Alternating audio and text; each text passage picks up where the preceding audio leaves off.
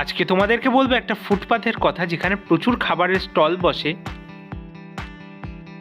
ব্যান্ডেল থেকে ফুচকা চ্যালেঞ্জ শেষ করে আমরা ফুচকা খেয়ে বেরিয়ে পড়েছি, চলে এসেছি নিউ টাউনে হালকা খাওয়া দাওয়া করার উদ্দেশ্যে।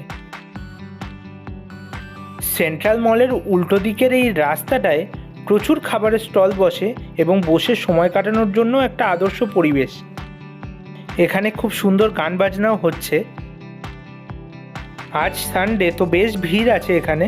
প্রথমেই চলে এসেছি মকটেলের দোকানে। এখান থেকে নিমোর জন্য নেওয়া হয়েছে আমপান্না, আর আমরা নিয়েছি মশালা কোল্ড ড্রিঙ্কস।